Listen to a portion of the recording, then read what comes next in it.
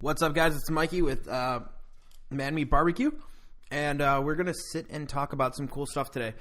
This is our 10th podcast, so we're super happy to make it to number 10. My buddy Chris, we both came from smoking on Weber kettles, and we both moved up to Big Green Eggs. Chris owns a large Big Green Egg. I obviously own the XL. So we're going to talk with him. We're going to have a conversation about the differences of smoking on something that's not meant to have a smoker or not meant to be a smoker to something that is meant to be a smoker, and how much our lives have gotten easier. I know a lot of the podcasts are about Big Green Egg. That doesn't mean you have to go run out and buy a Big Green Egg or anything like that. That's just the cooker that I decided to purchase and the cooker that I like, and kind of the cooker me and Chris both enjoy using. So if you smoke on a Weber kettle, there's nothing wrong with it. We enjoyed it.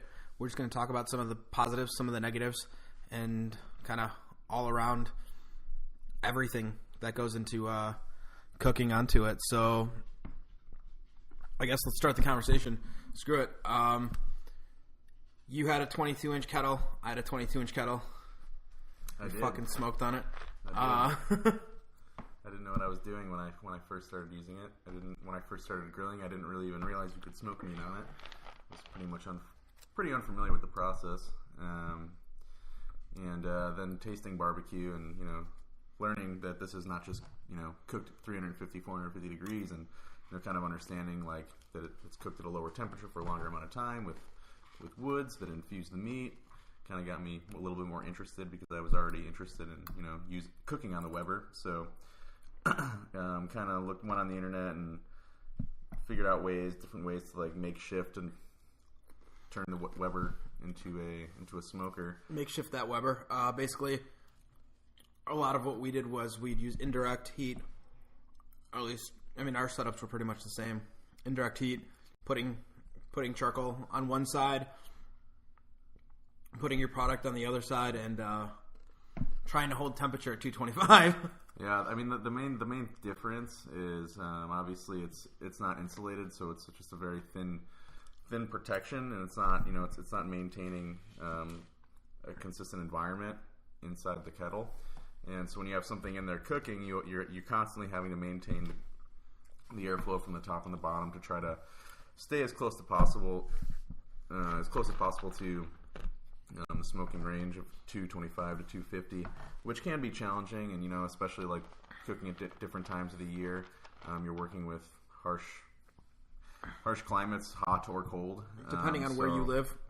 Or and so especially in the winter, it's hard to get up to that temperature and keep it from dropping. You might have to use more charcoal than you would in the summertime. There's different ways of setting your grill up to do it. The way that worked best for me was kind of just putting all of your charcoal on one side of the grill, and on the other side putting a water pan below the grate, setting the meat on top, and kind of creating a barrier with tinfoil to deflect any direct heat from searing the outside of the meat. That's just a basic setup. You can do many things, like people do the snake method. Yeah, where they stack the briquettes or whatever along the inside of the kettle like dominoes and light one end, and it slowly travels around the whole grill. You can lay the wood directly on top. You can use chips or chunks. You can take bags of tin foil and put chunks and chips in there and poke holes in it. There's many different things you can do. Yeah, it's totally different than smoking on the egg, and the egg is obviously something that I had discovered about a year into smoking on the Weber, and I was like, oh man, I want one of those, but fuck, that's expensive. And then finally eventually got one. And it's really nice. It holds temperature really well. You don't have to sit outside with it all day long like you would on a Weber, but at the same time it does take a little bit of the fun away in a sense. So I think a lot of the fun aspects of smoking for me is just kind of sitting there with it and tending that fire. It's just an enjoyable thing. I like being outside, so sitting outside and playing with fire is pretty great, especially when you get to eat at the end of it.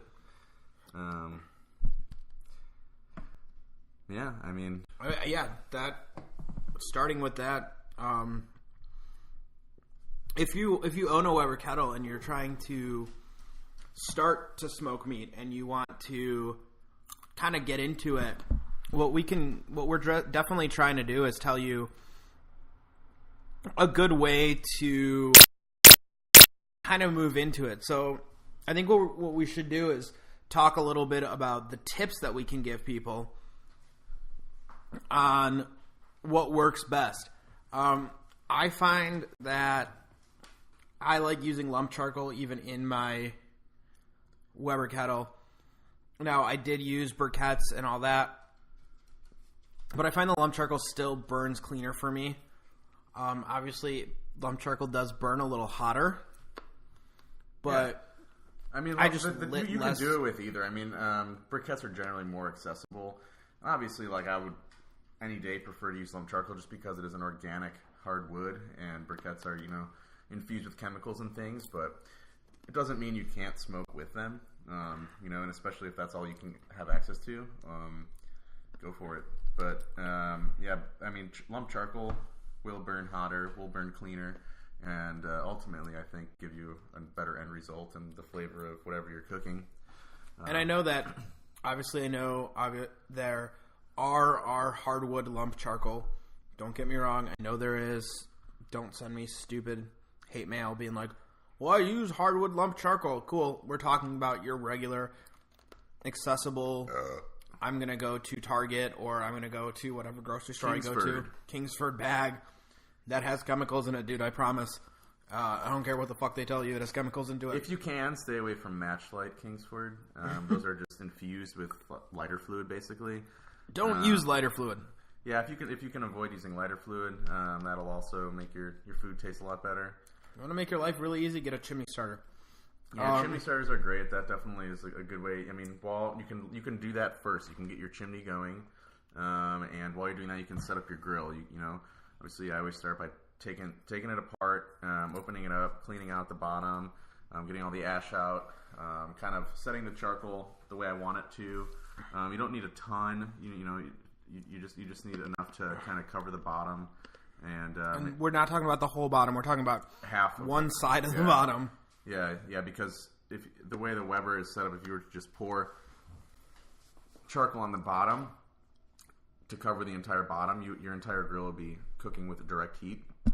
Smoking is mainly focused upon cooking in direct heat, and because you want to cook slow for long periods of time. If you have a meat sitting directly over a fire for a really long amount of time, it's going to dry it out, it's going to burn it, and it's not going to taste how you want it to taste. I do find that on the Weber kettle, I do have to end up adding, for most of my long smokes, I have to end up adding quite a bit of charcoal. Well, more wood and more charcoal, because I mean it's not designed to smoke. You can do it, but it just takes a lot of attention and a lot of you got to be there with it. You can't walk away from it for more than 30 minutes without checking up on it and making sure it's still doing what you want it to do. Yeah, there's definitely no going in the house. There's no and the reason you waste so taking much a nap. You waste so much stuff is because it's on a lot of smokers. They are the environments are built in a way that oxygen and heat does not escape. They're insulated, so it works like an oven. It kind of keeps all of that in there without any of it escaping. Where on a Weber, it's seeping out of the top, it's seeping out of the side. There's no gasket. Yeah. It leaks like a motherfucker. I don't think I've ever not had my Weber leak. I mean, it leaks out of the sides. It takes a lot more attention and time, and you're probably not going to get what you want the first couple times. But that's with anything. But I have smoked things on a Weber that are comparable and taste exactly as good as they would on an egg. It's just harder to do. I would say my ribs are pretty comparable once I got it down. My ribs aren't bad. Yeah. Bigger cuts of meat are clearly way harder. And when we're talking about bigger cuts, I'm talking about your brisket, your pork shoulders. Those kind of things are going to take a lot longer on that Weber. I mean, you're looking at almost 2 hours per pound. Because a lot of times you have to open that up. To add shit. and take a look at it. Because you have to make sure it's still doing what you want to, and sometimes you have to lift the lid. When you're doing that, it's basically halting the process. So then once you put that back on, it has to get back to where it was, and then continue on from there. So it's cutting a lot of time. Or a normal cooking ribs on an egg or any other built smoker it's going to cook faster than it would on a Weber because it's made to do that. Unless you're using like a Weber Smoky Mountain, I do recommend those. Those are pretty cool little toys that you can pick up. And they're relatively inexpensive. You can get a Weber Smoky Mountain for under $300. Yeah. And I don't have room for it, and neither does Chris. We both live in the city. We both have very limited patio space, if you could say it. I don't really have a patio space. I have a common area. He's got a patio. His life's easier than mine. He can walk out and fucking touch his egg. I can't. Takes me a little bit longer. Well, you need the exercise, so... I need the exercise. Shut up. But like we said, it's not doable. I've seen a lot of people doing it. I know there's a lot of people in the Weber lifestyle that are like, I'll never switch from my Weber. It depends what you really like to do. I mean, Weber's a great grill, and it has cooking a steak on there does not taste the way it tastes on any other grill. It has a distinct quality about the way that it cooks food that is not really replicable on any other brand. But and if that's what you want, then that's what you got. I don't think it's especially for the price point. I mean, a Weber kettle is $150 out the door, and you're cooking that night, And I mean, most people don't start off just smoking meat. I didn't, started making hot dogs and things like that. And I just, I've always liked fire and playing with fire and, cooking. There's something just satisfying about cooking meat over an open flame. And so, I started off with it wasn't even a Weber. It was like a charbroil, and it was like a little square grill that was about 3 inches off the ground. And that awesome the charbroil that has like the little clamp. Did it have the clamp? No, it didn't even have a clamp. Oh, it didn't have like the travel clamp? No, where you could pick it up like a suitcase? It did have a handle to lift the lid off. That was probably the ultimate feature that it had. And I didn't even have a chimney starter to begin with. I would sit out there and I would pour the charcoal or the briquettes in there, and I would sit there and I would light one on fire, and then I would just blow on it until it spread across. And it would take I could have smoked a turkey I could probably have smoked a chicken in the time it took me to just get that grill going and cook a couple steaks. A couple of hot dogs or a couple of burgers. Yeah. But that's the fun part, isn't it? Is there's really... What made you upgrade to a Weber? What made you want a Weber? Well, I wanted more cooking space, and I wanted something that was elevated. I didn't have to sit on the ground to cook on it, and... You want to sit all Indian style? Yeah, and Weber's been around forever. They're just a pretty reputable brand, and I felt like why they pretty much cost the same as any other generic brand that you can find in Target or Home Depot or anything like that. So if you want to just get a Weber, I know I'm familiar with the brand, and it's made about fucking 10 miles from where both of us grew up. They're made in Palatine, Illinois. I think they're still made there, right? Or do they move their warehouse? They probably have, I don't know if it's... they probably have a few facilities across. Fuck if I know. I thought they were all made here. Who knows? I'll do more research in that. I'm sure somebody will yell at me and be like, "Yeah, they are." I don't care. But so if you're the nice thing about smoking on a Weber too is use your water pan. You can control your heat a little bit through your water pan. You can make your life a little bit easier if you are cooking really, really hot and you really need to lower that temperature. Putting ice water into that water pan is going to lower that temperature of that grill. Because rather than on the egg, for example, or probably I can't speak for any other smokers really, but it's a little bit easier to lower your heat without killing the fire or killing the smoke, putting it out. When you kind of cut, you pretty much on a Weber you would probably need to kill both of the grates, close them up completely in order to lower your temperature. Otherwise, it'll just keep climbing. And instead of having to do that, because then you're putting it out and you're going to have to basically get it going again, which is a pain. And you can just put some cold water in there. That'll help bring the temperature down a little bit. You can even sprinkle a little bit of water onto your charcoal. You don't want to put too much because you don't want it to go out, or you don't want it to be super wet. Yeah. But yeah, that does work. But those are a lot of things. You really by learning to smoke on a non-smoker on a Weber kettle, I feel like you really learn about you can smoke on fucking anything. Yeah, you really learn what you're doing, what's actually going on, and it's pretty intuitive. Every time you smoke something, it's always going to be a little bit different because even on an egg, you can't do the same thing today that you did yesterday and expect the exact same result. You might have to do it slightly differently in order, the temperature outside makes a difference. The amount of charcoal you have, the amount of the type of wood you're using, the amount of meat or food that you have on the grill, like you're cooking everything, yeah.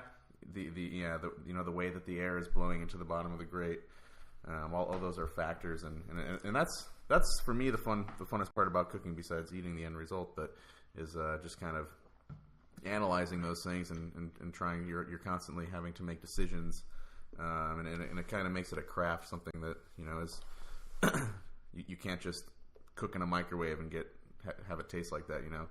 You're putting your love into it. It's true. Now, since we've both gotten the eggs, we have moved on to pretty much only cooking on the egg. My Weber doesn't do much. Sometimes, every once in a while, I'll throw chicken wings on it, but very rarely. Unless I'm smoking something big on my egg. My egg's off limits. I can't be putting anything on anything or cooking anything hotter and faster on it than I'll cook on my Weber. You kind of do the same thing. Yeah, my Weber is just so fucking dirty that I don't like to use it, and it's bent and dented, and it's well seasoned. It's shamed. It's well seasoned. Sitting next to the egg, it just looks like the ugly stepsister. It's a well seasoned Weber. Yeah, it's well seasoned, and I don't know. I just I like cooking on the egg. That's why I wanted one, and that's why I got one. It's not that I don't like cooking on the Weber. It's just for what I'm trying to do, the egg just always seems to work out, and you're getting so much more surface space too. And I'm conserving charcoal, and I'm not trying to advertise or promote Big Green Egg, but it's there's just a lot of positive attributes to cooking on it as opposed to cooking on you can do this on any Kamado style cooker. Yeah, exactly. It's just the type of cooker that it is. We just enjoy cooking on it. I think it holds a lot of the moisture in nicely. You don't have to worry as much. And when I say you don't have to worry as much, it's a little bit more forgiving. If you go up 5 degrees, it's fine. And when you got to think, if you're on a Weber kettle and you go up 10, 15 degrees, a decent spike, your grates are probably going up like 40 degrees, I would say. What would you say your temperature difference is? In what? Chris is going to get another beer because he's an alcoholic. Like grate temperature to your actual or to your dome temperature in a Weber kettle. What would you say your difference is, roughly? Guesstimating, because I don't think I've ever actually done it. Well, where I had a probe on it, so. Calibrate your thermometers, first of all. Make sure you know that they're accurate. And, you got to think, depending on where, the difference between the thermometer on the egg and on the Weber is you can position that thermometer anywhere you want. You can have it turned to the right or turned to the left. You can have it above the meat or above the fire. So you got to take all those things into consideration. It's true. If you have it sitting directly above the fire, it's probably going to be a little bit hotter than if it were positioned above the meat. So I like to have the grate on the top positioned directly above the meat, and which leaves the temperature in the middle. Yeah, right. Leaves it in the middle. Yeah, leaves it right in the middle. So it gives you an estimate, but you got to think that's still at the top of the grill, and it's not insulated well, so the temperature is not evenly distributed throughout the entire environment of the inside of the kettle. So I tend to think that it's a little bit hotter. I think it does for sure. Towards the meat because it's sitting directly on a hot grate and it's closer to the fire than the thermometer is, and the thermometer is positioned a little bit close to where air is coming out of the kettle. So I would say it's at least 30 degrees. Yeah, that's my guess. Could be and wrong. I mean, I feel like it's different for everybody's situation. So it's kind of something you feel out on your own. Every grill might look the same, but they don't all cook the same. It's true. Find your sweet spot. Yeah, and it's going to be different for every grill. But the more you do it, the more you get a feel for it, and the more you're able to like make decisions, educated decisions in certain situations. Yeah, like I said, that's the fun part. That is half the fun part. I would say, don't overthink your tweaks though. Especially if you start using a Kamado style cooker, get that bottom vent. They're pretty much built for idiots because, if you, I don't know, like they do the job for you. I mean, it takes a little bit of knowing what you're doing to get it going, but once you get it going, that thing it pretty much does it for you, and that's the great thing about it. It's true for any smoker.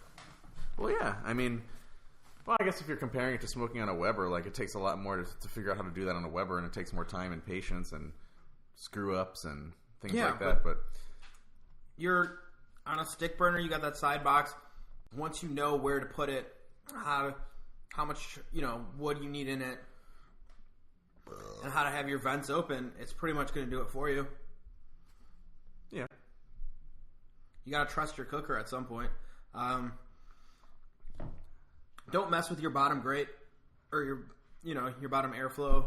Well, on a Weber, I think you kind of have to. On the Weber, you do, but not on the. Yeah, on the egg, I like to. Because you're playing with variables. That's really what smoking is, and just with anything involving variables, you want to eliminate as many variables as possible to give yourself the most control. So, what I like to do is find a comfortable setting for the bottom grate and just set it and don't touch it, because if say you've got it set to about an inch open, and you got your top grate open completely, and this is on an egg I'm talking about, and you got your top one completely open, and you bring it to 350 degrees or 250 degrees, whatever you're trying to get to, and then you close off the top one, and it starts going down really low. If you open up that bottom one, and then it starts going up too high, and then if you're playing with both of them, you're not really calibrating. You don't really know it's harder to control. If you leave that bottom one the same and you just mess with the top one, you kind of know your limits, and you kind of know, okay, what this is going to do this, and this is going to do that, and I know, and you'll learn what to do in certain situations, and then how to get more heat or how to get less heat, and it's not it's not an immediate change. It's not like it might take 15-20 minutes. It may take 15-20 minutes exactly. It's not like sometimes longer. I opened it. Okay, cool. Let's get it to raise super fast. Like it's not going to do that. Yeah. In some cases it may, but very, very rarely do I think it raises super duper fast. If you forget about it a little bit, you will. Obviously, the egg will get super hot, but.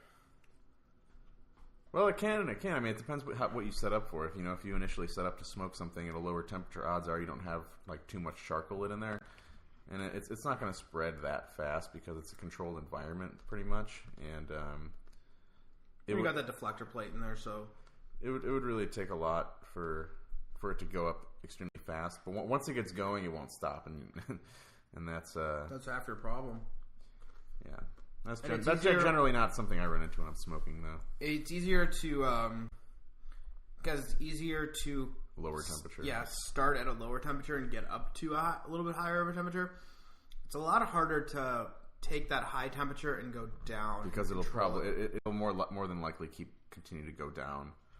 When you're going up, it's got an upward momentum, and you can kind of just halt that momentum and stay constant. Where when you're going down, it's a lot harder to do. It's because you're killing off your fire. Exactly. Yeah. And I don't know. I like to get mine 225, 250 and just coast. Mm-hmm. That's what I'm smoking at. Unless I'm doing brisket or beef ribs, I'm going up to 275, 300 almost. Yeah. So that's kind of where we're smoking at. We haven't really messed with too much of hot and fast yet, which I want to do. I want to start playing with hot and fast. No, and I imagine that. We talked to Big Green Craig, and he's all about hot and fast. Yeah, right now. I feel like all it would really do is save you time and give you the same end product.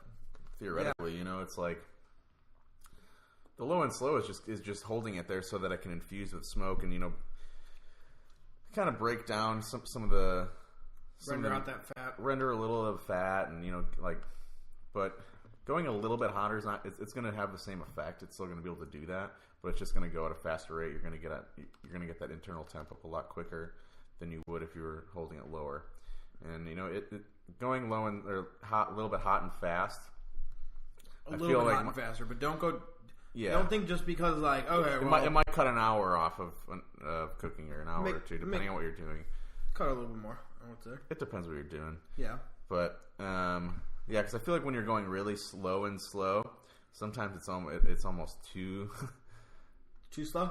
Too slow, and it's going to take a lot longer than you probably wanted it to take, or that you anticipated. Yeah, and especially when you got a ton of people over who are hungry, and you told them we're going to eat at 10 o'clock, and then we don't eat till 1 o'clock. And, which happens a lot. It happens pretty much every single time. But yeah, I mean, you got to let the meat tell you when it comes off the grill. Yeah, you can only really estimate. You kind of just have to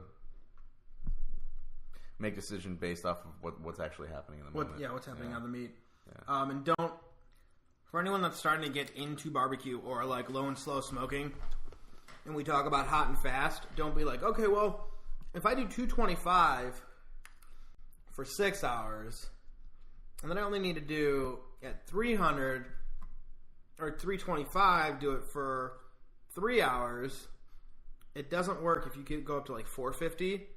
That doesn't work. You can't keep cutting down the time. Well, you can smoke. I mean, I think what hot and fast would just be like smoking around like 250 to 270. See, I think hot and fast is at 3. I mean, you could do it up to 3, but I feel like the lower 325 ish for me. Yeah, I mean, if I was going to do it, I'd probably do it around 275. That's probably where I would probably want to try to hold it. And then, because 300 is pushing like normal cooking temp for most things. Yeah. And I think it might cook a lot faster than you want it to. You might not be able to get. You don't get that tenderness. You don't get smoke time. Yeah, and it really tenderizes the meat holding it at low temperatures. And so, I mean, if you have the time and you can hold something at 225 for a really long time, and then what I like to do is kick up the heat towards the end because it cuts a lot of the time out of it. I mean, after 3 or 4 hours, you've pretty much infused, depending on what you're cooking, as much smoke as you possibly can. Yep. You can only hold so much. So you're by holding it at that temperature, you're still breaking down and tenderizing the meat, and it will cook completely at that temperature if you let it.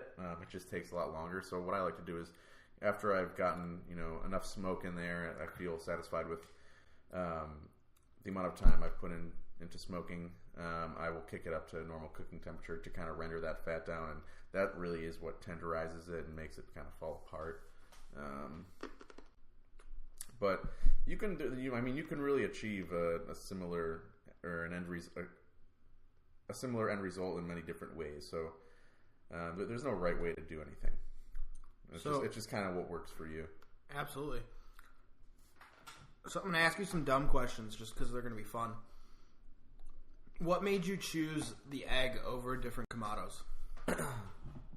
Well, it's the same thing that made me choose a Weber when I was first buying a grill. It's a reputable brand for what it is, and I mean, I'm not the type of person who buys a product for the brand name necessarily, but I like to buy things that are of quality, and I'm willing to spend more money for quality and things that I know are going to last and have lifetime warranties and things like that. And when trying to find a new grill to upgrade from the little 3-inch charbroil thing that I had on the ground, I was like, oh, I know what a Weber is. Everybody knows what a Weber is. They're only $100-something. I'll go with that. Like that. That'll work perfectly. And it was, and then I grilled on that for a couple of years, and then I was like, and I was really more into smoking things rather than just cooking things. And I like to cook as well, but if I had a day off, I wanted to smoke something. I know it was a whole day event, and I could have all my friends over and things like that. And so you don't have friends. Well, now that I can make good meat, I do. That's how. It's a quick way to make friends. Make good meat. Have them put it in your mouth, or their mouth. Well, yeah, you could lose friends that way as well. So be careful. That's a whole different thing. So when I was trying to figure out what kind of smoker I wanted to get, I was smoking very frequently on the Weber, and I wanted. Did you ever think of going to the Weber Smoky Mountain? I did, just because the price point is a lot lower, and but I knew what I wanted, and I wanted something serious, and I wanted something that does more than just smoke meat. This thing it's capable of. I feel like your podcast is just like it's all about promoting the egg. But it really isn't. It just ends up that we end up talking about it a lot. Yeah. Either way. It's an oven, it's a smoker, it's a grill. You can bake a cake on it. You can literally cook anything you want on it. They have accessories that you can buy to allow you to do things like that. Most of them you don't even need. You can still do a lot of the great things on it that you wouldn't be able to do on a Weber Smoky Mountain. I feel that's kind of what not necessarily pushed me away from the Weber Smoky Mountain. Because I looked at it and I like Weber. I like the Weber brand. I think they make good products. I enjoy a lot of their stuff. I still use a lot of their stuff. The only thing that I looked at was I'm limited in space, so I need a cooker that can do multiple things. Yeah. And I feel like if you're going to spend money on something that you're going to use all the time, and you might as well get something that you can get a ton of use out of, and it has, it's capable. I mean, I'm going to have this for the rest of my life. I probably won't, unless I buy another egg, a different size. I'm not going to ever really need to buy another grill. Where I feel like my Weber, I've had it for a little over 2 years, and I already feel like if I were to buy another, I would need, if I were still cooking on that, I would need a new one because that thing it's seen its days, and so. Granted that we cook 3 to 4 times a week, people. Yeah. It's not like once a month cooking, and we're cooking year round. So we're going through harsh Chicago winters, and there's times I promise you, there's been times where I've lit up my Weber. Had to dust off a foot of snow off of it just to get. Yeah, but it tastes so much better on those days. I guess it does, yeah. But anyways, back to the original question you asked, why I went with the egg, and as opposed to any other Kamado brand. And, I had looked around at a couple other ones, Kamado Joe, and was another big one that I had considered. And, they're very similar. They're basically the same thing, but I just know that Big Green Egg they have an entire festival dedicated to that brand. Like it's a culture in itself, and if I'm going to take that next step and buy a smoker and a Kamado style smoker, I want to be. He wants to be part of the Egghead cult. I think that's what you're trying to tell me. You want to be part of the cult. Is there a cult? I think so. I think you slowly become culty when you buy one. You start to find other people that have them. I mean, but is there an actual cult, with a ceremony, you get initiated into? I'm not sure yet, but I'm sure I'll find it. I'm sure it says on their website, right? I think so. Yeah. You can actually look that up. You get baptized. I don't know if I might have gone with a different brand. You get baptized in the Big Green Egg River. They come close to drowning you, and then they bring you back to life. Where's the Big Green Egg River? I don't know. I'm just making all this shit up. It's my bathtub.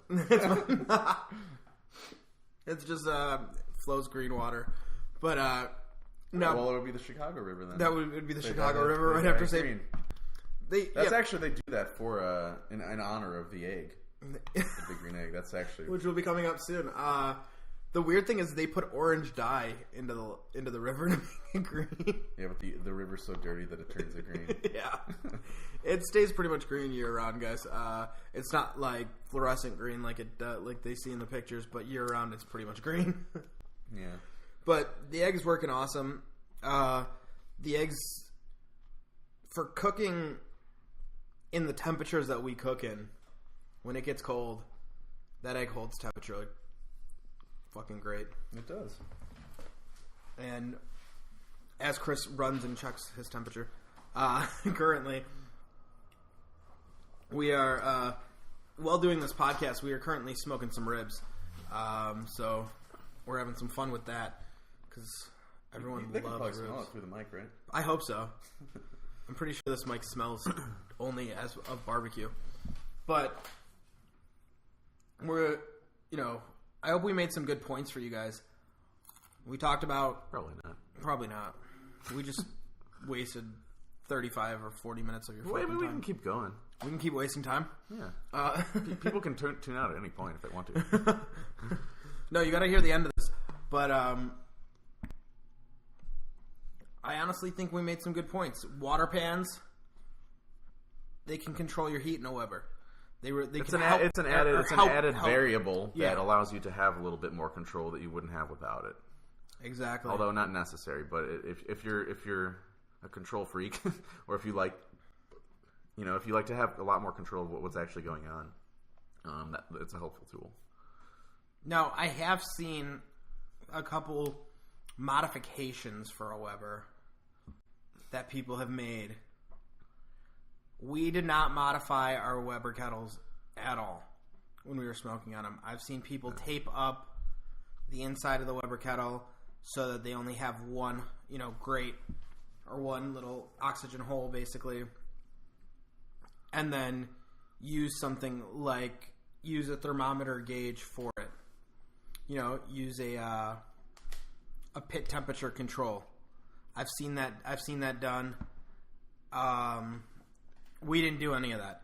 We tended our fires really the like entire the time. temperature control that you could buy for an egg. You can use that on a Weber too. Yeah, if you modify. I feel like it would just get worked too hard that it wouldn't know how to keep up with it. No, if you modify the fuck out of it, it'll work. I'll show you a video on it. It's quite interesting, the modification. But I just feel like if you're gonna go that far and spend that much money on modifying your Weber, buy just the Smoky Joe, or not the Smoky Joe. You should buy the Smoky Mountain. Yeah, that's true. It only costs another $100 more than an actual grill, and with the modifications they're going to end up costing you that. If not more. The thing about the Smoky Mountain though is it doesn't grill as well as normal. It doesn't grill at all. Yeah, exactly. So it kind of limits you to smoking, and that could be a downside to it if you're looking to do more than just smoke meat or smoke whatever. Yeah, it's pretty much a indirect cooker. I know if you take the water pan out, I guess it'll become a direct cooker, but you could probably modify it to do it. But yeah, once again, I'm talking about not modifying this time. I think modifications are super cool, but I don't think you need to do them as much as some people do. I think maybe just look at a different cooker. I know some people make homemade cookers, whatever you want to do, that's cool. That's the fun part about it is doing whatever you want. Yeah. It's barbecue. If it tastes good, you're doing it right. Yeah. And if it tastes like shit, you're doing it wrong. Unless you like the taste of shit. unless you like that taste. Then you're doing it right. Then you're doing it right. My bad. But don't. I know a lot of people are like, well, the competition cooks are this. Tell me barbecue should be this way. Some people like fall off the bone ribs. Some people don't. Do I think you should have a good tug on your rib? Yeah. I don't think it should necessarily slide off. Nobody asked you what do you think about your ribs, Mike. Nobody gives a fuck what I think, right? Nobody really cares. My bad. Nobody cares. But so yeah, that's us talking egg and talking Weber. So we both are advocates of both. We both like both of them. You still have the Smoky Joe that you will be taking to the beach, I'm sure, a ton of times. Yeah, that's my beach grill. That's his beach grill. Yeah. No. What about the Mini Max? Did you ever think of making that your beach grill? No, not really. No, just because it weighs fucking 80 pounds. Yeah. Yeah, I could fit that grill in a backpack if I wanted to. I could strap that on my back. Now, if you were to put it in your backpack, would you wrap it in some kind of plastic so that ash doesn't get everywhere, or would you clean it out? You're a dirty motherfucker, so tell me the truth. I'd probably wrap it in like pure gold. Pure gold? Yeah. Okay. Yeah, I'd wrap it in a garbage bag. Yeah, just let it go. Yeah. And the nice thing, I don't know. It's just ash. Depending on where you guys live, I know all of our beaches have... they have garbage. Water. They have water. They have water. They work really well. There's usually sand. There's some sand. No, but they do have the hot coal garbage cans that you can throw coals into. Oh, I didn't know that. How do you not know that? I don't know. They're the red one. They say like on it, like hot coals only. Oh. Well, I'm usually there long enough where my coals aren't hot anymore, and I just dump them in the grass. He's such a nice human. It's organic. It's organic, apparently. It's natural. I guess I did say that on the... that's what I do with my kick ash. I just go in the street and just kind of shake it because I don't feel like walking to the dumpster. And, yeah, I don't care. Yeah, a lot of times when I would smoke on the Weber, I would... well, even on the egg too, but for some reason more so on the Weber, this happened, and my water pan would fill up a lot with a lot of drippings and just nasty things, and especially when cooking in the winter, all the grease and everything would just freeze over inside my pan, and I would just throw it right in the dumpster, and in the summer I would just dump it in the dumpster. So like the bottom of my dumpster is probably like got this thick like coating of like grease and fat and just like nasty but good smelling dumpster disposal of waste. Is that why you have rats behind your house all the time? Do I? I don't know. I just figured maybe that'd probably bring them out. Yeah. I feel like that. You got them by your place. I mean, I know you smoke them a lot. I smoke them all the time. Smoked rat. Smoke rat. It's organic. It's fine. It's organic? It's Chicago barbecue. At its finest. So yeah, we'll wrap this up. Guys, thanks for listening today. Obviously, this is Chris. Chris is kind of has a cool background story too. He roasts coffee for a living, so that's kind of like smoking. Yeah, it's similar. Similar to cooking.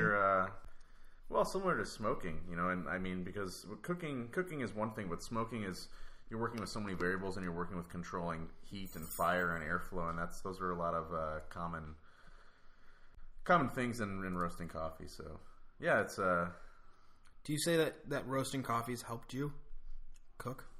Well, I mean, I was smoking meat before I was roasting coffee, so I think it's it help? The other way around. Okay, did it help you roast coffee? I think they both helped me do both better because I'm, always thinking about those types of things. So I don't necessarily think it makes me better at it. Because I mean, you're either interested in it or you're not. And if you're interested, I guess not better at it, but were you able to understand it better? Yeah, I mean, understanding the physics of how fire works in different environments and variables that go into temperature control and things like that. Controlling temperatures and all that kind of fun stuff. Yeah. So cool, awesome, guys. Well, that was our show for today.